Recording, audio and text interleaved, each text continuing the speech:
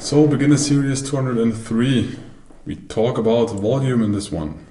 We have different types of volume. We have vertical volume, which is defined, or the definition is the number of contracts traded in a specific time frame. So it summarizes the market activity and liquidity and how much participation there is in a price swing.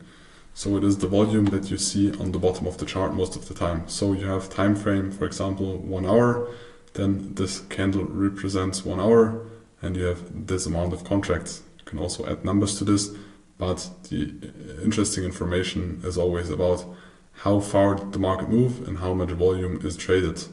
Have there been, for example, big moves with not a lot of volume, or have there been very small moves with a lot of volume? For example, in this candle, you can see a doji with a lot of volume, which is a sign for acceptance because a lot of market participants traded, but the markets did not really move.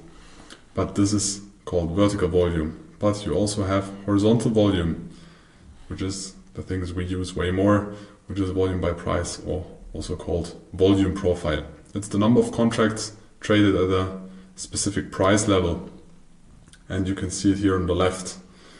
And now we will dive deeper into that. So we have the volume, we have different price levels. As you can see, you have like the small, each price level is represented by one line, and you have buyers and sellers are equal because it's always a match.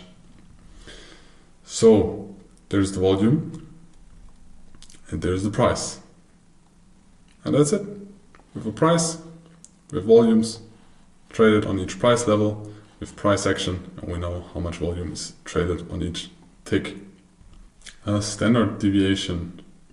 Most of you should know this from your time in school. So it's a statistical analysis where elements of a bigger and bigger sample tend to fall under a normal distribution that resembles a bell, or also called the Gaussian curve, which looks like this. So the logic behind this is the more samples you have, the more they tend to have or fall under a sign like this, or a curve like this, or distribution like this. For example, the IQ distribution shows the IQ of man versus woman, and you see we have some people that have a low IQ. We have a lot of people with an average IQ, and we have some people with a very high IQ. We have the same example for height distribution. So we have a lot of people with an average height, of course depending on the country, depending on the region, but this you can implement this to every region or to all the regions. We have some people that are very small, and we have some people that are very high, including me. I'm somewhere here. And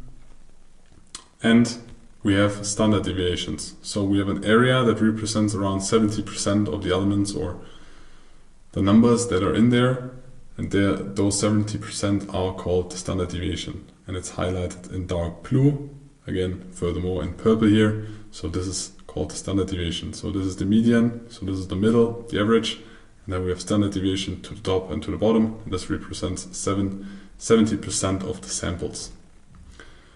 Furthermore, we have the second standard deviation that represents around 95% of the elements or of the samples, called second standard deviation, highlighted in purple again.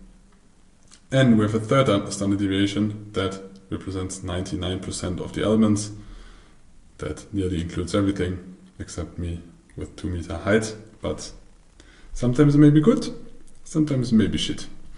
Standard deviation is also something we use in volume.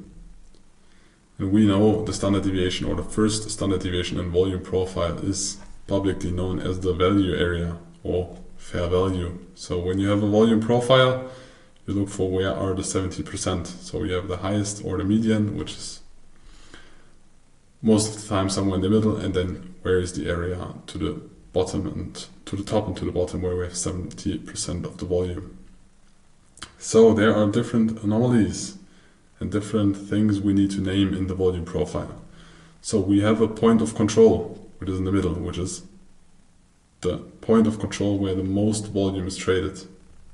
This is, in real, this is the VPOC because it's the point of control, volume point of control. We have a value area high and the value area low. So this is like the first standard deviation to the upside and to the downside. We have peaks in volume, which are called high volume nodes, and we have valleys in volume, which are called low volume nodes. So we have high volume, we have low volume. You could also view this here as a low volume node and this as a high volume node.